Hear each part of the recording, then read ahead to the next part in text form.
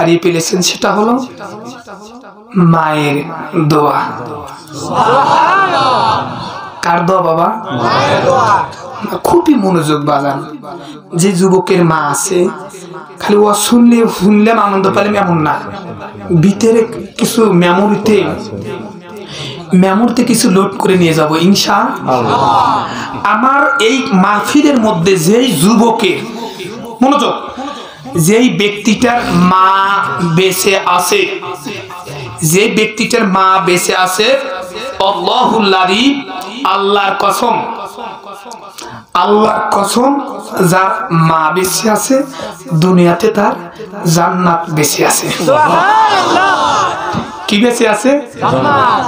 বুখারীর হাদিস ৪র্থ খণ্ড হাদিস নম্বর 3614 বর্ণনা করেছেন ওয়ান প্রখ্যাত হাদিস বিশারদ ওয়ান আবি হুরায়রা রাদিয়াল্লাহু তাআলা আন ক্বালা ক্বালা রাসূলুল্লাহ সাল্লাল্লাহু আলাইহি সাল্লাম, আমার নবী বলেন, হুমা জান্নাতুকা ওয়ান নার, মা বাবাই তোমার জন্য জান্নাত, মা বাবাই তোমার জাহান্নাম।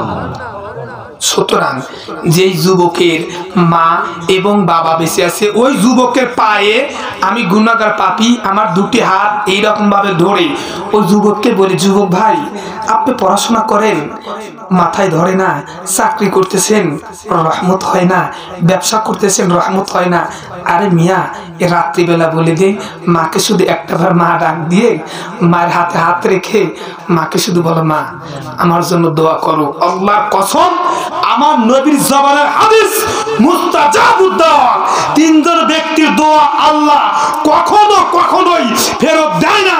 তার মধ্যে ১ নাম্বার অবিল ওয়ালিদাইনি ইহসানা, কোন মা যদি কোন সন্তানের জন্য দোয়া করে তিনের মতন মায়ের দোয়া আল্লাহর দরবারে কবুল হয়ে যায়।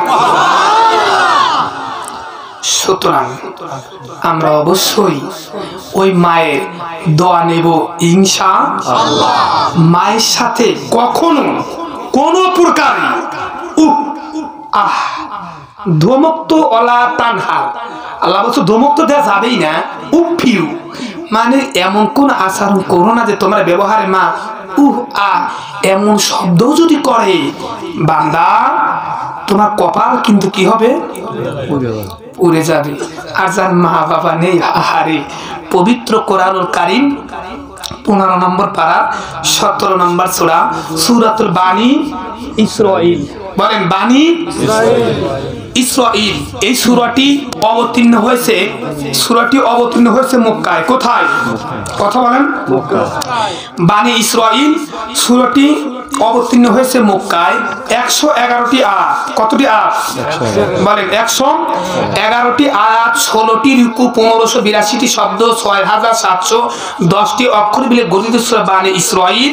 3 নম্বর পৃষ্ঠায় 7 নম্বর লাইনে 23 নম্বর আয়াতে বললেন, আমার আল্লাহ যে ওয়া মানে এবং, কদা মানে আদেশ দিচ্ছেন। কে দিচ্ছেন? আল্লাহ। রব্বুকা, আমার আল্লাহ আদেশ দিলেন যে আল্লাহ তা'বুদু, আমি রব ছাড়া তোমরা দুনিয়ার আর কারো ইবাদত করবে না। ইল্লা মানে ইয়াহু, একমাত্র। ইল্লা মানে ব্যতীত, ইয়াহু মানে ছাড়া, একমাত্র আল্লাহ ছাড়া কারো ইবাদত করা যাবে না। মনোযোগ, মা বাপ কত বড় নিয়ামত যে ইবাদতের সাথে সাথে আমার আল্লাহ ইবাদতের সাথে সাথে বলতেছেন যে অবিল ওয়ালিদাইনি ইহসানা। ওয়া মানে এবং, বিল ওয়ালিদাইনি মানে মা এবং বাবার সাথে কি করো? ইহসানা, সদাচরণ করো। কেমন ভাবে? এমন ভাবে সদাচরণ করো তোমার আচরণে যেন এমন শব্দ যেন না আসেন। এই আয়াত নিয়ে সূরা বানী ইসরাঈল 23 নম্বর আয়াত তাফসীর করলাম। তাফসীরে মাযহারি আল্লাহ পানিপতি লিখেছেন, তাফসীর ইবনে আব্বাস যাকে রইসুল মুফাসসিরিন বলা হয়, নবীর আপন চাচা তাফসীর করেছেন। আচ্ছা, তাফসীরে জালালাইন আল্লামা জালালউদ্দিন সুয়ুতী লিখেছেন। তাফসীরে মারিফুল কোরআন কয়েকটা তাফসীর করেছি। এই তাফসীরগণ একমত যে মা বাবার খেদমত করার কত দাম। আমার নবী যেদিন মিরাজে গিয়েছিলেন, কোথায়? ঘুমা গেছে, কথা বলে না। তারপরে 1 ঘন্টা সময় দিবেন। আসান সাজা করছে, আসি তারপর না আসবে, আমি আসি। গ্রামের মেম্বার চেয়ারম্যান ভোটে দাঁড়ায়, বাবা 10টা 100 টাকা দিয়ে বিড়ি দিয়ে পকেটে গুঁজে কি চলো গান, আমার ভাইয়ের চরিত্র আর খোঁজ খবর নিয়ে ধর বিড়ি খা পাঁচক্ত আর স্লোগান দেয় যে আমার ভাইয়ের চরিত্র ফুলের মতন পবিত্র। আর কি যা কি আমার ভাই তোমার ভাই, এত জোরে লোক কি দেয়, কত কেটে লুঙ্গি নাই। আর কোরআনে মাল দিছে বসে বসে অনেক এসে চুপ করে বসতে করিয়া মুখ টুক ভাই দিয়ে কেরে ভাই বা কেরে সুবহানাল্লাহ কই হা না কিছু লড়ে না, কতগুলো অসেখানে না অনেক জায়গায় যা দেখি যে সুন্দর এইরকম ভাবে বসিয়া এইরকম ভাবে চুপ করে এসে কিছু কিছু লোক আগে বিয়ে করে আসে না, এ করে মুখ ধরে কিরে ভাই এমন কে, আরে মুখটা ছেড়ে দেন, নিঃশ্বাসটা কোরআন মাহফিলে দেন।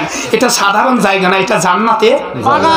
জান্নাতে আমার নবী কোথায় গেলেন? মেরাজে গিয়ে জিবরাইলকে সাথে করে যখন জান্নাতের মধ্যে 1 পা 2 পা করে হাঁটেন, আমার নবী দেখলেন যে জান্নাতের ভিতরে তার একজন নিকটতম একজন সাহাবী, এই সাহাবীটির নাম হারিস বিন নোমানের কোরআন তেলাওয়াতের আওয়াজ জান্নাতে শোনা যায়। আমার নবী ভালো করে কানটাকে ফলো করেন, কি ব্যাপার, আমার হারিস বিন নোমানকে তো জমিনে রেখে আসলাম, কোরআন তেলাওয়াত করতে দেখে আসলাম, কিন্তু তার আওয়াজ কেন আমি জান্নাতে। সুবহানাল্লাহ।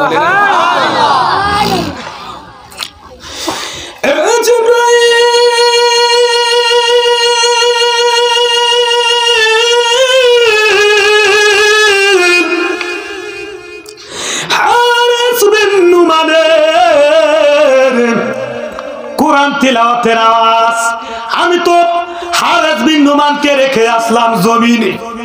এরা জিবরাইল, কিন্তু তার কণ্ঠের কোরআন তিলাওয়াতের আওয়াজ আমি কেন জান্নাতের মধ্যে পাই? সুবহানাল্লাহ। প্রশ্ন করছেন জিবরাইলকে, জিবরাইল তা রিপিট করছেন, ইয়া রাসূলুল্লাহ, ইয়া হাবিবাল্লাহ, হুজুর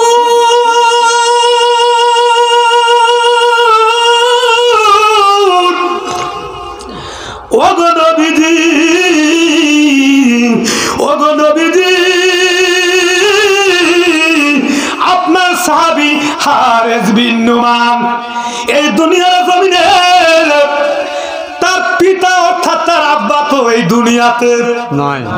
ও গো নবীজি,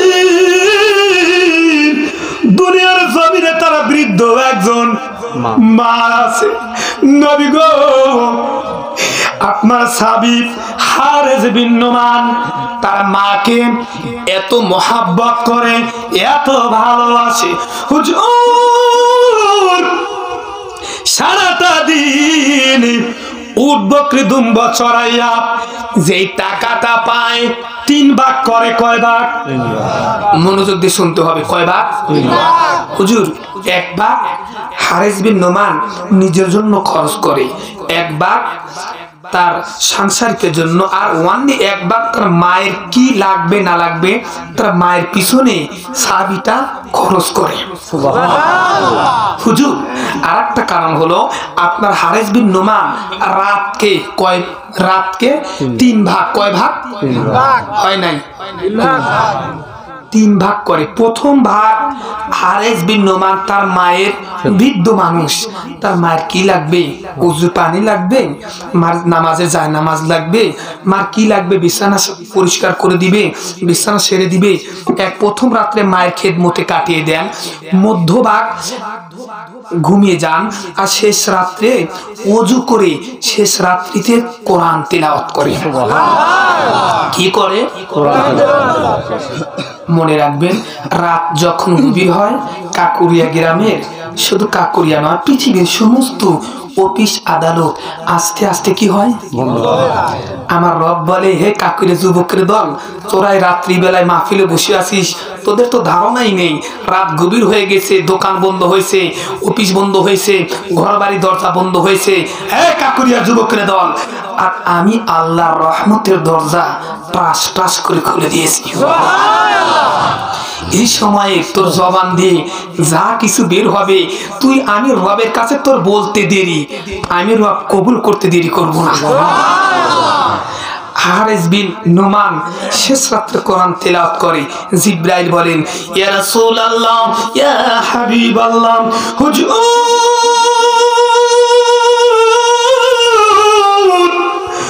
ওগো নবীজি, আপনার হারিস বিন নুমান তার বৃদ্ধ মার খেদমত করার কারণে আমার মালিক এত তার মর্যাদা বৃদ্ধি করে দিয়েছে। আপনার হারিস বিন নুমান কোরআন তিলাওয়াত করে জমিনে, তার কোরআন তিলাওয়াতের আওয়াজ আমরা জান্নাতের ভিতরে কোটি কোটি ফেরেশতা লাউড স্পিকার দিয়ে আমরা শ্রবণ করি। কিসের কারণে? মায়ের, বলেন মায়ের খেদমত করার কারণে।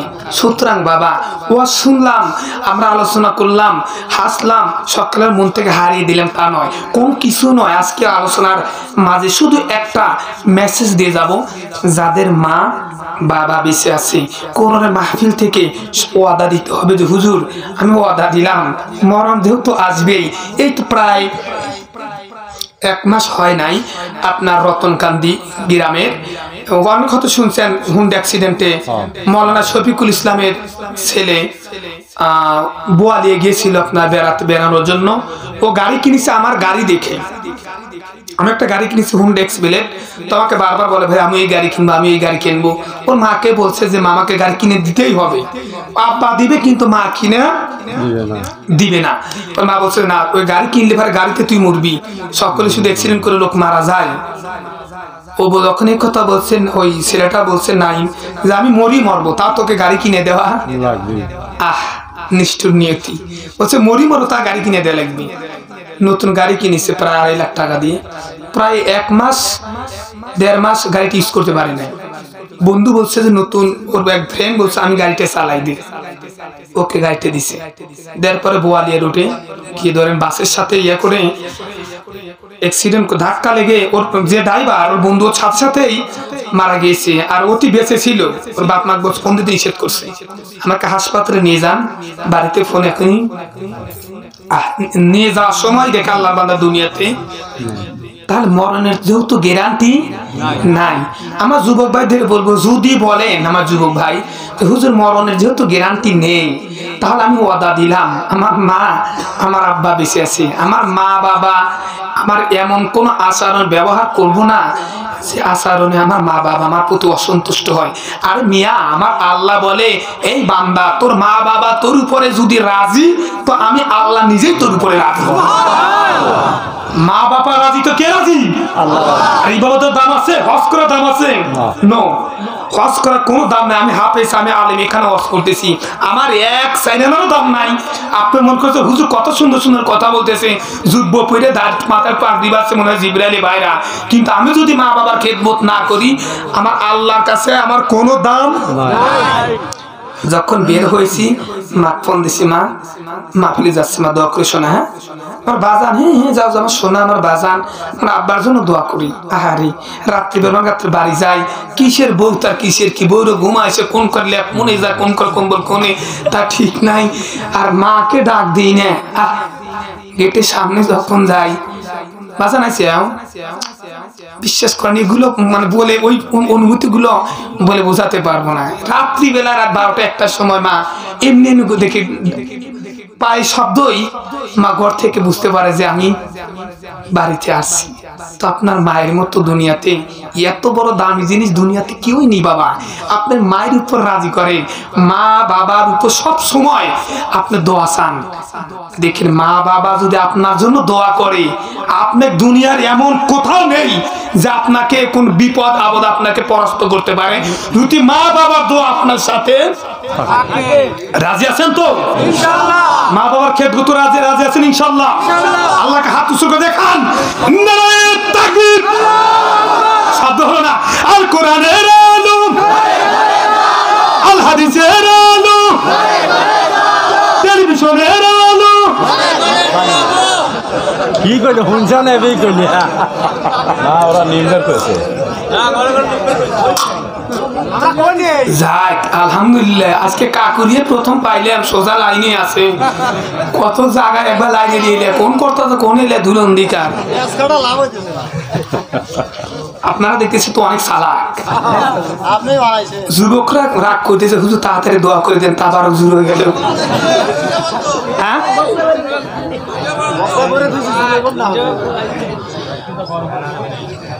শুধু শুনলে হবে না বাবা ফজরের সময় নামাজ